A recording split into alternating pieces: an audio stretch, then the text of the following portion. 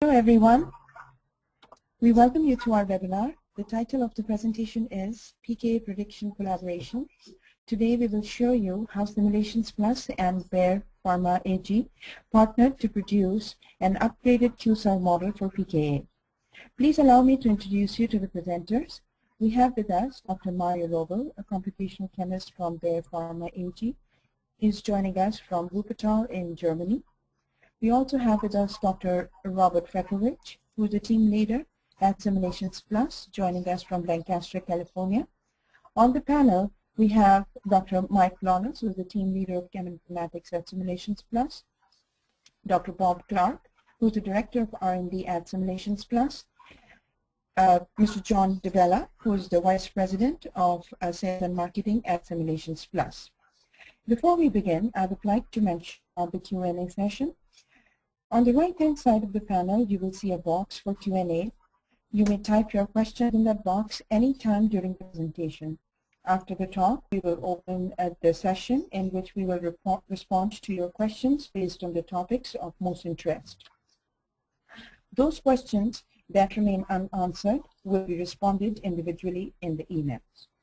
So with this, I would like to hand over the presentation to Mario. Over to you, Mario. Yes, thank you. I'm going to start now with the first slide. pKa measurement and prediction are very important in pharma research. In a nutshell, the following reasons can be given. 80% of contemporary drugs contain an ionizable group. Charged groups are often important pharmacophore elements having a major influence on binding potency. Charged groups and moreover, the predominant charge state at a given pH often has a major influence on admit properties. In this table here below, you can see a number of charge-related trends we have observed at Bayer with a number of admit-related assays. And similar observations have been made and published by researchers at GSK. The related reference is given at the bottom of the slide. Now at Bayer, we recognized the importance of pKa prediction, but we were not satisfied with the prediction quality of available commercial pKa prediction tools.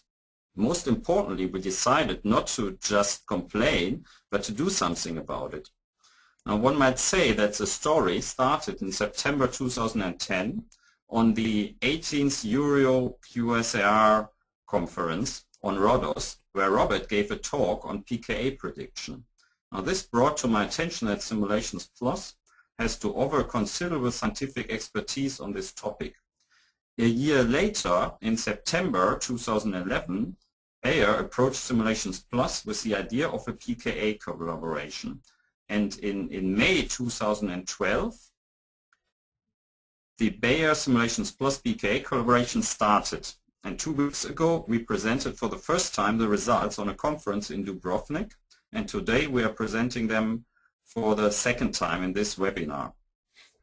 Now, in the context of this collaboration, a new pKa calculation tool was built with about 34,000 experimental pKa data points from about 11,000 literature compounds and most importantly, from about 16,000 Bayer research compounds. Now, let's have a look at the results, which not only achieved, but surpassed our expectations we had at the beginning of the collaboration. I should stress that all the results are from test set compounds, which have never been used in model training. The first test set comprises 4,730 Tanimoto similars and 5,644 pKa values. Tanimoto similar means that for almost each compound in the test set exists a compound in the training set with a high Tanimoto structural similarity. Now for this first, least challenging test set, we observe a dramatic improvement in predictivity comparing the situation before and after retraining. The mean absolute error has been cut by half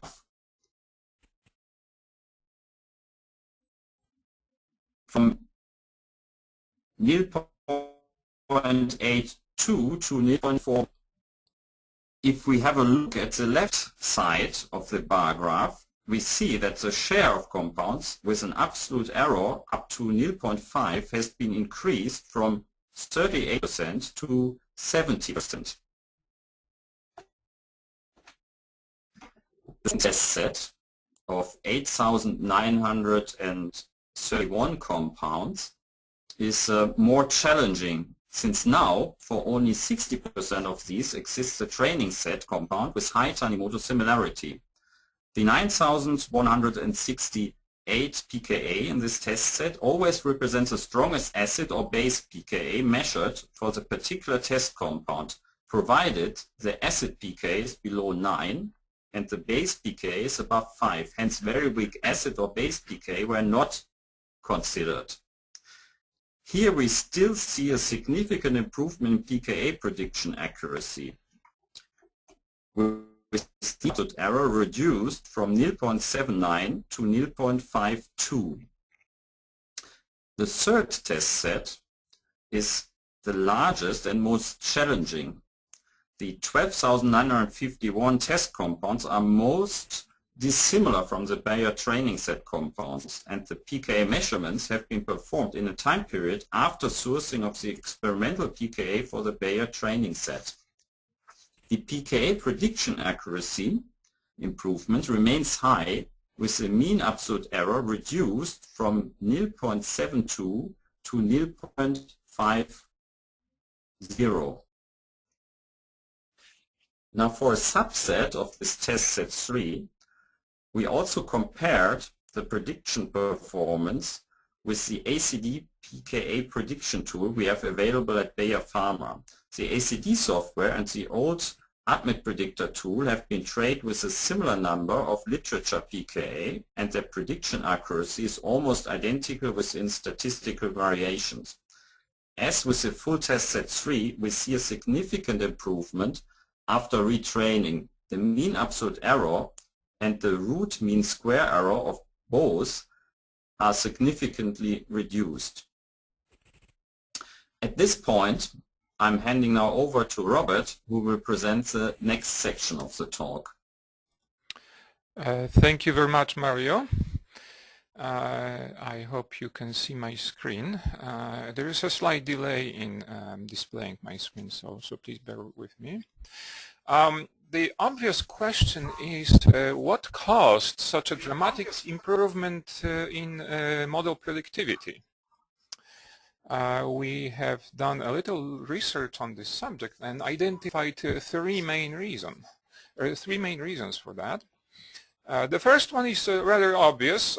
We have greatly expanded applicability domain, and I will illustrate it on the next few slides. The other reasons are the very nature of the underlying mathematical model, which is quite unique and unlike any other on the market today. And the third one is the improved experimental consistency, as Mario will illustrate on how the pKa values at Bayer were measured and explain why they are consistent. Let me go to the next slide. Having the unique opportunity of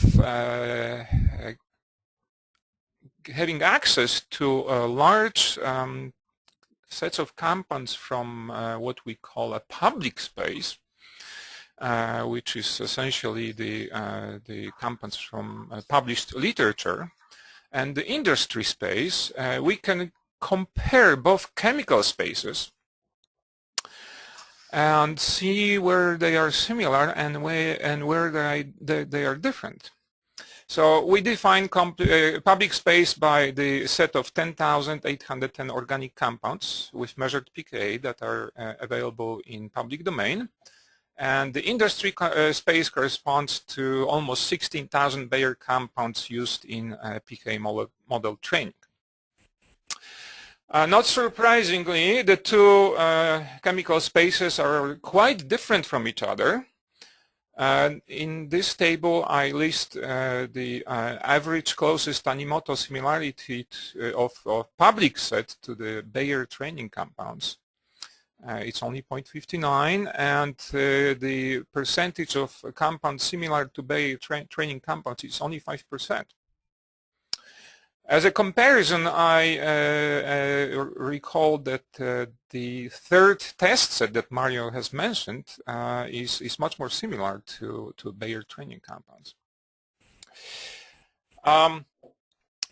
We have identified a few measures of the differences between the two chemical spaces.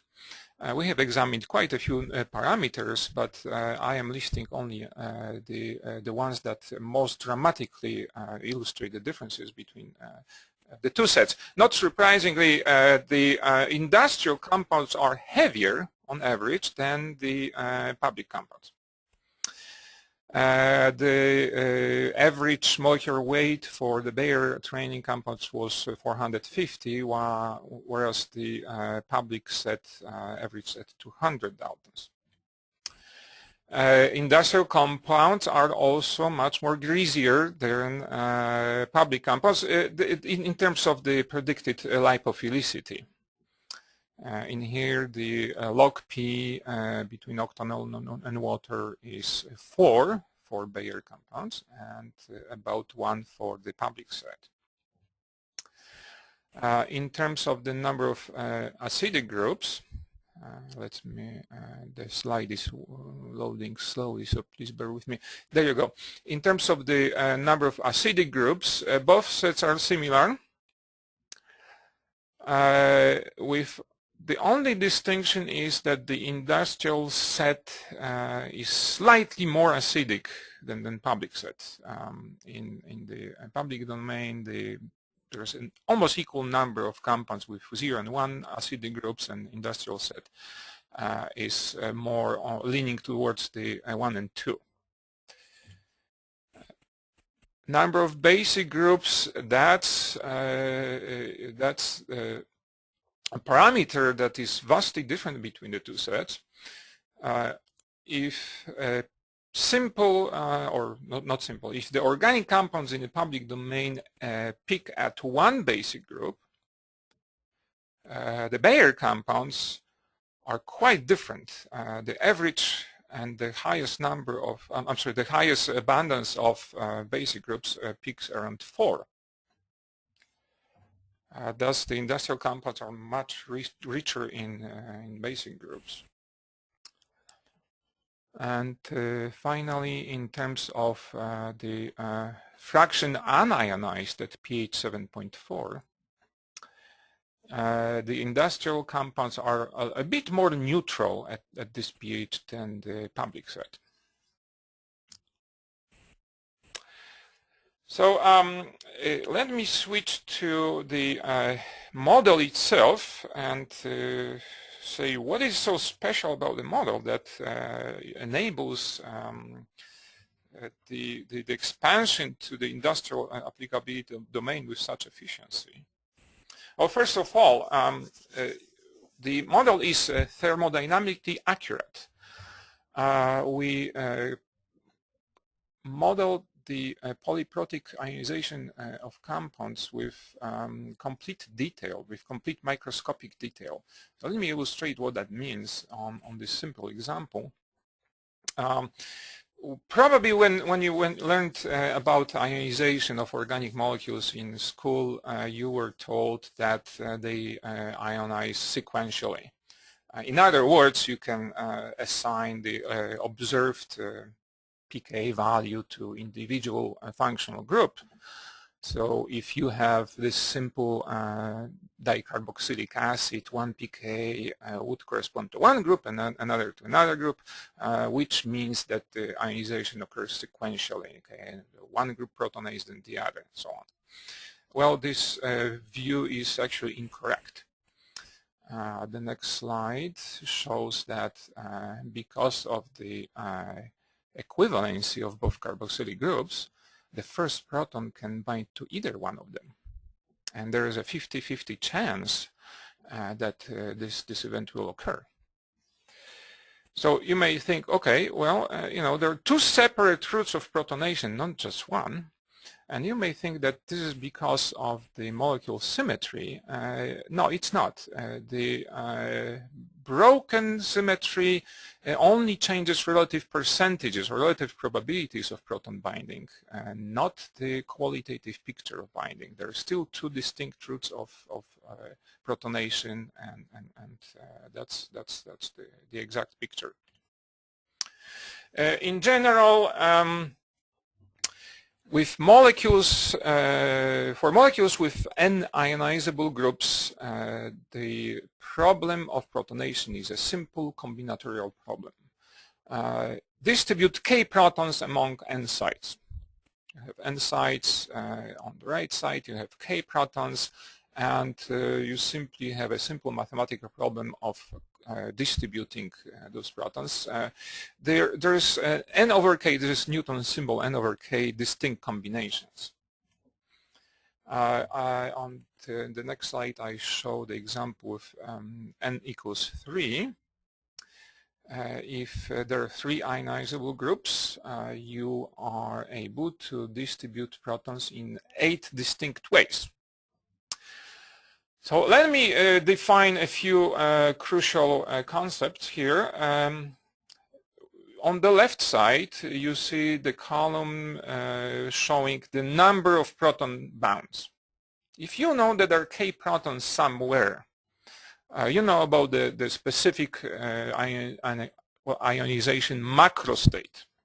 We call them macrostates. A macrostate is simply knowing there are k protons somewhere, and the k can vary from 0 to 3. On the other hand, if you know where the protons are bound exactly, you have an intimate knowledge of a microstate.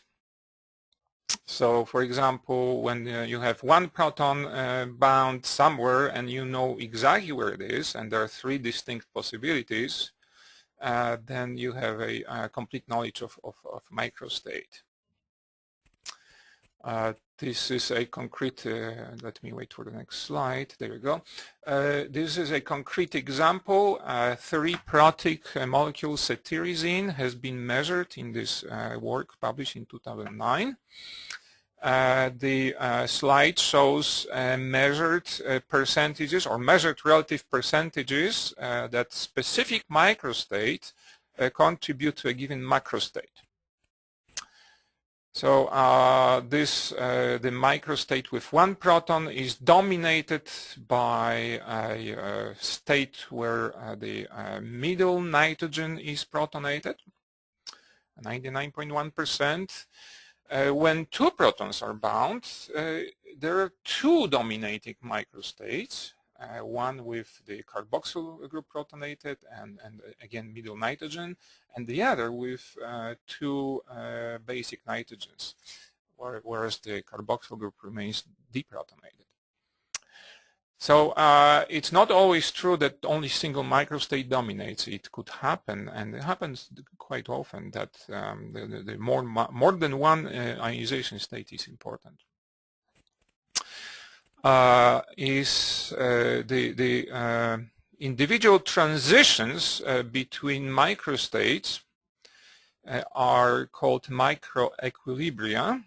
And each microequilibrium, which elementary deprotonation event carries its own equilibrium constant, we call them microscopic pKa values. So you can see a network of 12 microequilibria on the right side, and the corresponding measured macroscopic pKa values. These 3 values can be measured in a standard titration experiment, and they are statistical averages in the logarithmic sense of the microscopic pKa values on the right. All right, so with that picture in mind, let me describe the mechanics of modeling. It's really simple. We identify an ionizable atom in a molecule. We calculate the vector of numbers for that atom. We calculate it from its chemical properties, physical properties, and so on. We call them atomic descriptors. They include atom itself and also its molecular environment. So they are sensitive to what's happening all over the molecule. Currently we have a set of 140 atomic descriptors per atom. We choose optimal subset of those atomic descriptors to predict microscopic pKa values. Here are some examples of atomic descriptors. There you go. For cetirizine, I listed just 4. There are electrotopological states, the partial atomic charges, polarizabilities, and hydrogen bond basicities, and so on. So there are a lot of other descriptors that can be used for pKa modeling. How do we use these descriptors? It's very simple as well. We use artificial neural network ensembles. You can see the picture on the right, a neural network attached to every atom of cetirizine. And they carry distinct colors because different networks are used for different atom types. We have a total of 10 neural network ensembles for 10 classes of ionizable atoms. So for example, we have a network ensemble for hydroxy acids, we have a network for amines, and so on. Okay, all these 10 classes are covered, even as exotic classes, carbon-based bases. As I mentioned before, the inputs for those elementary models are atomic descriptors, and they predict ionization microconstants. After the microconstants are predicted, the observed macroconstants are calculated from microequilibria theory. Let me wait for the next slide. It's quite slow.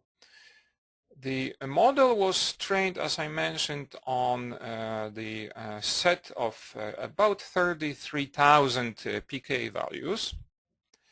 And this slide illustrates the model performance on the training set as well as on the test set that we set internally. We set it aside. We don't use it for model parameter training at all. Okay? We set it aside to validate the model. The training pool consisted of 25,500 pKa values, and they were split along the following lines: about 10,000 from public sources, about 15,000 from Bayer Pharma. The internal test set was also split at a similar ratio, about 3,600 from public sources and 4,500 from Bayer. The statistics is illustrated in color for the train verify subset and as well as for the test set. When we see that the statistics of the two subsets match, and they do in this picture, we know that model is validated and it is not overtrained.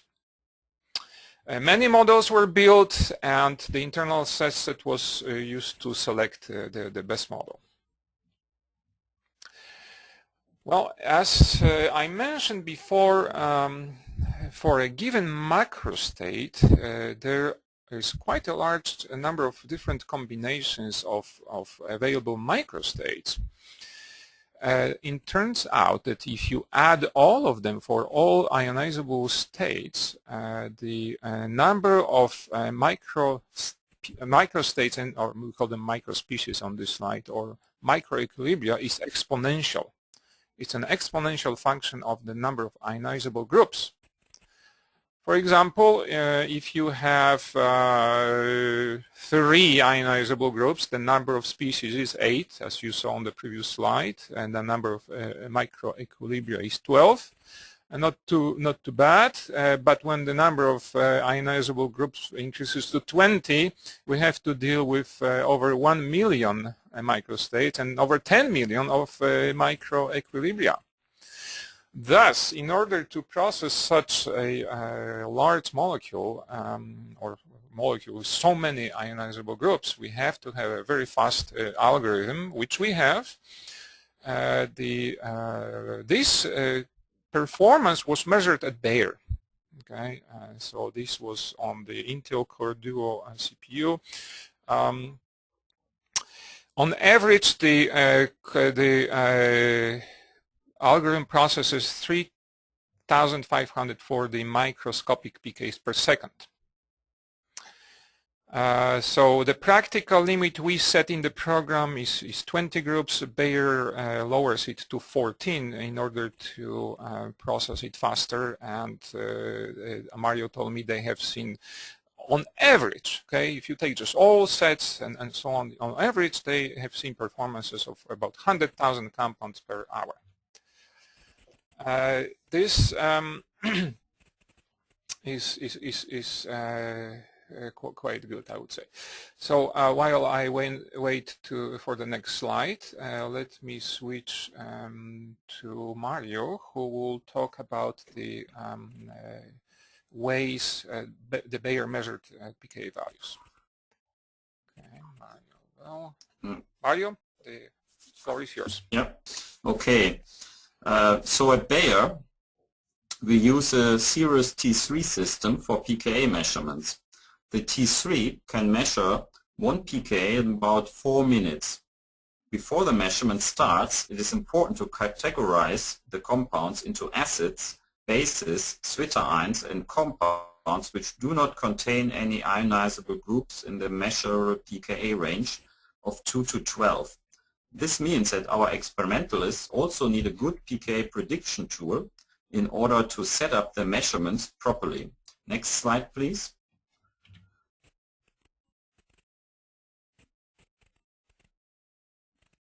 Yeah, there's quite a delay, Okay. so I switched. No, it doesn't matter. At Bayer, we have investigated the experimental variations inherent in our pKa measurements. First, we asked the following question: how large is the natural spread inherent in the experimental method? To answer this, it has been investigated by how much measurement results deviated on average in the years 2012 and 2013 up to now for the two internal standards measured in Wuppertal on the latest instrument. We found that the natural spread is plus minus 0.06 for diclofenac in 73 measurements and plus minus 0.05 for warfarin in 84 measurements. So the natural spread for our reference compounds measured on one particular instrument in one location is quite low. Over time, of course, we have measured pKa on old and new instruments and in different locations in our research sites in Wuppertal and Berlin. We also measure sometimes different batches or salt forms of the same chemical entity. This is a real-life data pool from which the pKa data sets for training and testing have been sourced. We therefore also analyzed the natural spread inherent in those data sets. For this, it has been investigated by how much measurement results deviate on average if compounds with identical canonical spirals of the chemical entity of their salt mixture separated structures are measured multiple times. And we found a natural spread of about plus minus 0.1, which is a little bit higher than the spread for the two reference compounds, but still quite low. We can therefore state that the experimental consistency of the pKa measurements at Bayer is quite high. Now, Robert attempted to investigate the experimental variations inherent in published pKa measurements, and I let Robert explain this slide to you now. That's correct. You're right. The literature data represents 100+ years of experimental measurements published in the literature. To my knowledge, there's no systematic study that would investigate the natural spread or the intrinsic spread of the measured pKa values. As you know, the measurements can vary all over the place in terms of quality. Fortunately, there's a book on the market. Okay, Richard Prankert has published a very nice book in 2007 which resulted from an enormous amount of work he put into extracting pKa values from the literature, extracting the methodologies, and evaluating the methodologies in terms of the quality. So his book contains about 600 pKa values measured at highest quality. And the highest quality is defined here as a experimental precision no more than 0.04 log units, or an experimental precision better than 0.04 log units. Well, experimental precision is not the same as experimental consistency. I think many of you are aware of that fact. If not, let me illustrate it by this example of 3 compounds. These are the 3 compounds measured with the highest quality. Their pKa values were measured with the highest quality. Each of the values shown in the middle column has precision better than 0.04 log units. And naively you may expect why the predictive model doesn't have this kind of accuracy. Well, this is because the values come from different labs, and there are deviations, even though they are very precise. The deviations between individual values are quite large. They can vary from 0.2 log units to as much as 0.67 log units. Lidocaine, as I said, each of the pKa's for lidocaine was measured very precisely, received the highest grading in terms of the quality of the experiment, and so on. Nevertheless, they can differ by the virtue of being measured by different groups in different labs by as much as 0.67 log units. At this moment, I will hand the presentation back to Mario, who will describe the end-user applications at Bayer. Okay. Can you switch to the next slide, please? I did. We're waiting. Yeah, okay. In the next section, I'm now going to describe to you how we at Bayer have implemented the new pKa prediction tool for our end users. Now, we have defined some use cases. The first use case is addressed at medicinal chemists who might analyze pKa values in the context of chemical structures and determine the predominant charge state at pH 7.4, for example, for SAR analysis. The medicinal chemist gets a simplified table view on macrostate pKa values resulting from the microstate equilibria. Each macrostate pKa value is assigned to a specific ionizable atom, and the pKa is written as an annotation next to this atom. The assignments are determined by the most prevalent microstates. The predominant charge state at pH 7.4 is given in text form, zwitterionic in the cetirizine example. The predominant charge state is also given in form of a charge state number, and you see a little table here which decodes that. And this is useful for the sorting of molecular spreadsheets according to the predominant charge state. Now, if you switch to the next slide, please. Yes, I hit the button 3 seconds ago. Yeah. The second use case is for computational chemists. A computational chemist like myself could prepare large libraries for high throughput docking applications like virtual screening. The tool can adjust the protonation state of structures to reflect their dominant charge state at a given pH. And you might actually think, why is it important to also be able to change the pH? Now, you might actually run assays also under different pH conditions.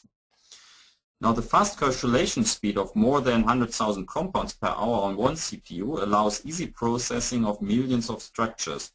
And I can, and apart from setting the pH as input parameter, according to biological assay conditions, I can also set the microstate prevalence threshold.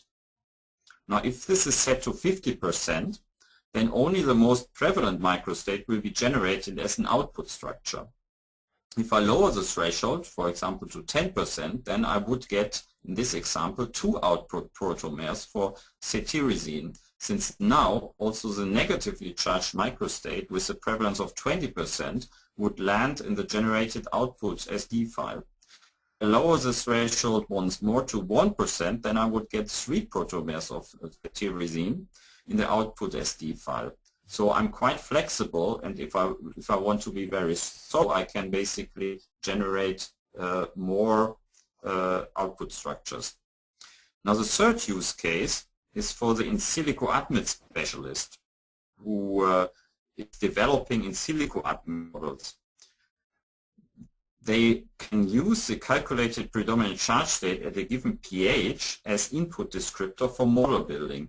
One can set the pH according to assay conditions. For example, log D can be measured at pH 2.3, an assay which is typically used by my colleagues from biocorp science. We measure buffer solubility, for example, at pH 6.5, the predominant pH of the lower intestines, and human plasma protein binding is measured at pH 7.4.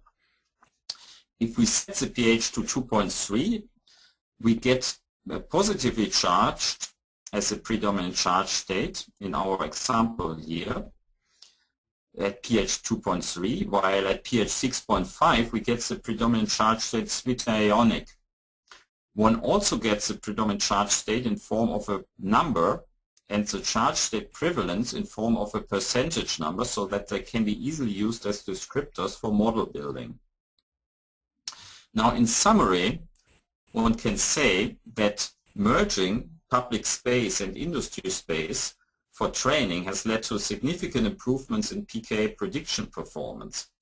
External validation proved that following fundamental thermodynamic principles puts the pKa prediction of multiprotic molecules on the right track, and different output formats options have been tailored to serve the special needs of medicinal chemists, computational chemists, and in silico admit specialists. Now, at the end of this presentation, I'm giving you an application example in form of a case study. This case study is from a research project I'm currently working on. The structures are made up of a core and a phenolic group attached to the left and a tertiary or secondary alkylamine attached to the right. Now pKa measurement for the first compound here gives 2 pKa transitions, one at 4.7 and one at 9.4. So these are measured pKa. And 4.7 can be assigned to an aromatic nitrogen in the core, and 9.4 I had assigned to the basic tertiary amine. Now if you switch to the next slide, further derivatives with the same phenolic group and variations of the basic amine have been made and measured.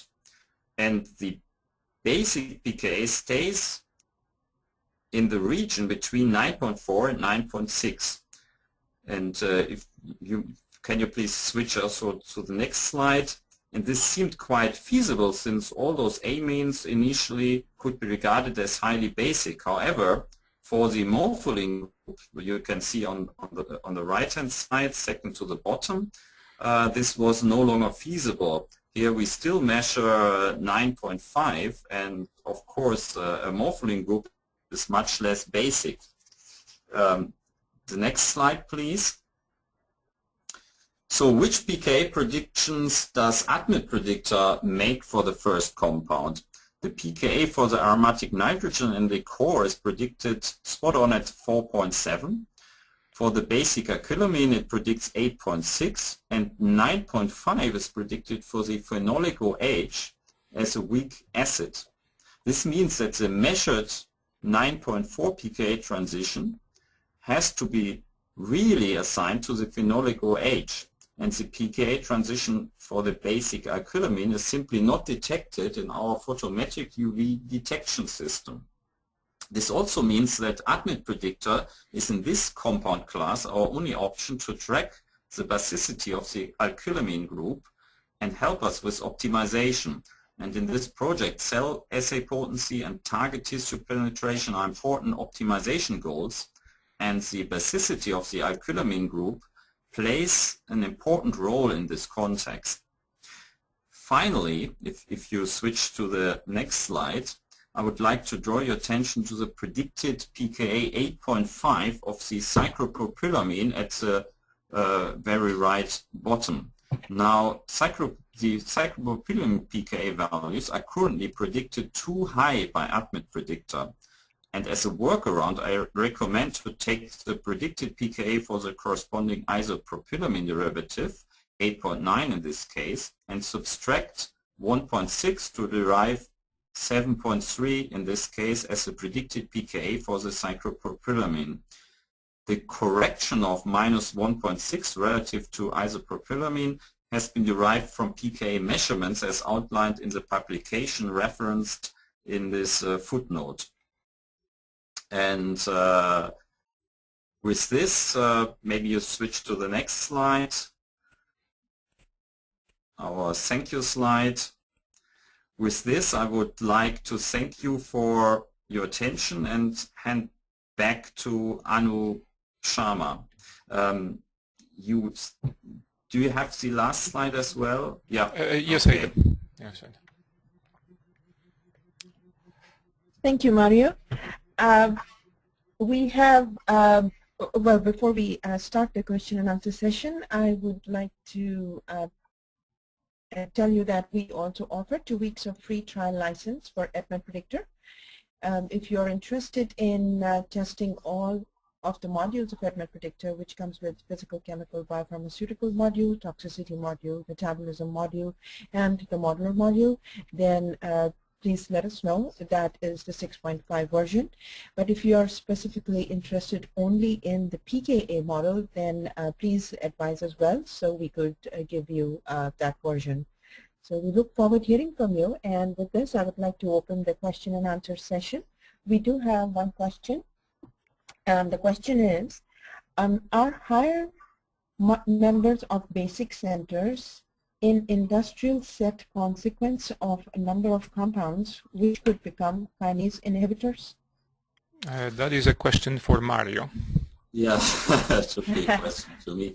Well, not on, yes, kinase inhibitors of course would be a really good example, but if you think about it, pharmaceutical compounds, drug development candidates, they often have aromatic heterocycles with nitrogen atoms in them. And of course, basic groups are also weak bases, so all those heterocycles with aromatic nitrogens in them would count. And typically, of course, we wouldn't have multiple strongly basic groups in there. But this is probably, yeah, kinase inhibitors, good example. They have typically aromatic nitrogen for hinge binding. Yeah, that would be a good example. But also with other classes, you see that.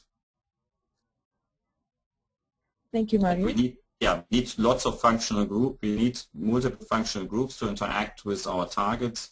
So therefore, multifunctionality has something to do with that.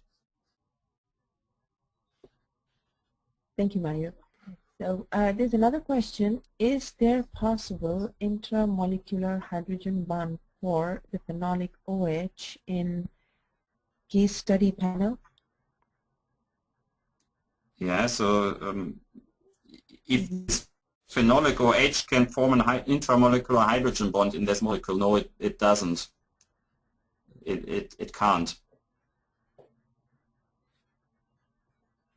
Thank you. So there's another, it's a question and there's a comment that great slides. Would it be possible to get a copy of them? Yes, I will be following up with you and I can send you the slides. And we will also have the copy of the webinar available on the Media Center section on our website. Yeah, we should actually mention that since we have given a conference talk 2 weeks ago in Dubrovnik, those a reprint of those slides would be available from Robert anyway. And I will give a presentation which is pretty similar to this one next week on a conference in Germany, so I could also, after I've given that talk, send slides set out. But I think from this webinar you would be able to generate a PDF, right? That is correct, yes. Yes. Yeah. Yeah, that would be the best option, then it's exactly this presentation. Yes. Okay, thank you, Mario. And so there's one question is that, is the final model available for licensing? That would be a question to Robert. To me? I thought I would answer. Robert more. Yes. It is available for licensing. That's correct. It will be a part of the release 7.0 of ADMET Predictor, which will be officially released at the end of the year. Nevertheless, the intermediate version 6.7, the beta version 6.7, which does feature this pKa model, is available for evaluation, and anyone who wants to evaluate predictions on their compounds can ask us, and we will send the version 6.7. Very important, okay? The officially released version 6.5 still features a literature-only model. It was released in July of this year. 6.7, okay, I stress it again, 6.7 contains the new pKa model. It will be released, as I said, officially in December, but if you want to evaluate right now, it is available as well. Thank you, Robert. So there's another question. Why you use a correction factor of 1.6 in the practical case for the pKa calculation of cyclopropylamine? Yeah, it's basically, if I've given the reference on this page. So in this paper, they've actually taken measurements of a set of congeneric series, and they basically measure that the cyclopropylamine derivative has got a 1.6 pKa lower than isopropylamine. Yeah, so it's basically simply from these measurements, you would think if you predict the isopropylamine derivative is correct, which I would suppose ADMET Predictor is able to do, then that it seems like a feasible correction factor. I may also add that this has something to do with the representation of cyclopropylamines in the input file, in the training set, essentially, and the next version of this of the model will take care of it. So it is likely that in version, I think, 7.5 of ADMET Predictor, which will come next year, that problem will go away, and Mario will no longer need to do this correction. Yeah, I would perfectly prefer that solution. Yes, absolutely. There's no problem. You know, there's always some little island that needs to be covered in the applicability domain, and this is one of them, and we'll do it. Thank you, Robert, and thank you, Mario. There's another question. Do you plan to add data from other companies? So the question is, do other companies want to participate in the model? We plan, in the sense we are always welcoming the collaborations of this nature. This has been wonderful to have this collaboration with Bayer. It's, as I say all the time, this is modeler's dream come true. To have access to the vast vaults of data that industry holds, and holds it very tightly, is a modeler's dream come true. So any company that wants to add their data, expand the model onto their chemical space is invited and welcome with open arms. Thank you. We also have a comment from Marvin. From Simulations Plus, and Marvin has mentioned that 6.7 version only has pKa model and no other models. Please, we should clarify this. I guess we should do it one more time. Yes, that's correct. As I said, the officially released ADMET Predictor 6.5 features all the modules. And for those who are not familiar with our product, there are modules that contain predictive models, about 140 predictive models. So it's a large number. Well, pKa is just one model. They are divided into modules. There are 4 major modules. Biopharmaceutical and physicochemical modules has predictions of, as I already said, pKa, water solubility, log P, intestinal permeability, blood-brain barrier penetration, and so on. So there are many models. There's pharmacokinetics included as well. The metabolism module predicts sites of metabolism, the Michaelis-Menten constants per site, metabolic substrates, metabolic inhibition, and so on. So there's a large number of metabolism models. Toxicity module has, as I recall, 35 models related to various toxicity endpoints. I think the most asked about is hERG, affinity, and so on. And finally, the simulation module contains just a few models that are related to human gastrointestinal absorption. It predicts the absorption as well as the optimal dose. So these modules, as I said, all of them are available in officially released version of the program. The version 6.7, as I mentioned, that features the new pKa model, only has pKa model and log P. That's it. Yeah, so that people don't get confused, you should explain, that's just this evaluation development copy. When you do the next really official release, then it should be integrated with all the rest. That is correct. Yes. In the version. So it's just for if people want to evaluate it now, the 6.7 is basically just a development version for people to evaluate the predictivity and the quality of the predictions, and with the next official release they would get everything in one package. That is correct, yes. Version 7.0, which is coming at the end of the year, will have all modules. Yes. So with that, I don't have any more questions listed here, but I'm sure there will be some, so you are welcome to send us any further queries.